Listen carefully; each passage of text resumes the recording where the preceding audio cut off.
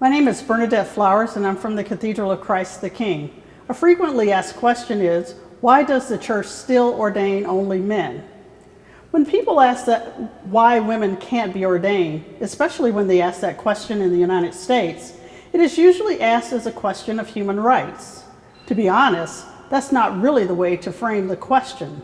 The question is not one of human rights, but rather by whose authority does the church only ordain men? We look to Jesus. How the church calls men to the ordained ministry can be traced all the way back to Jesus' actions with the apostles. Everything Christ did, he did for a reason. And as God, his choice of ordaining only men was not a mistake or an oversight, but an example. Jesus called 12 men to be his apostles. The apostles in turn laid their hands on men to be their successors, the bishops. Even to this day, the bishops ordain men to help them.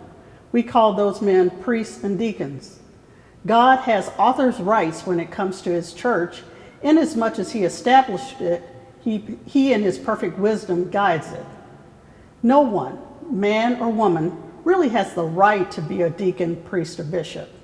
The way any man is ordained is after he has discerned that God is calling him, and the church, through the wisdom and authority given it by Jesus Christ, has also discerned that he has indeed been called.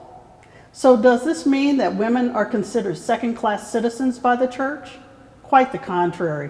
Women are viewed by the church as having equality in dignity, value, and worth with men, yet with distinctly complementary roles and skills. The role of men within the ordained ministry can be compared to the role of women within motherhood. Men ordained to the priesthood serve as Christ's mouths through which he himself says, "This is my body." Only a man can say those words because Christ is a man.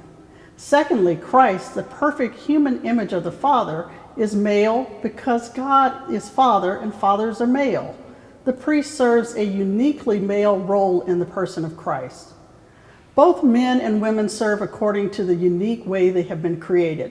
The ordained ministry is but one way for a man to serve Jesus Christ in the church.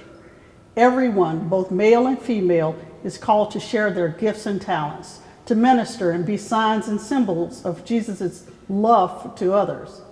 A perfect example of being uniquely created to serve is the Blessed Virgin Mary. She wasn't an apostle or priest or deacon, and yet she was the closest person to Christ. Mary's greatness and power comes from her total submission to God's will, her sacrifice, her suffering, her service. She was his most perfect follower. Like Mary, we too serve the Lord, the church, and each other according to our uniqueness.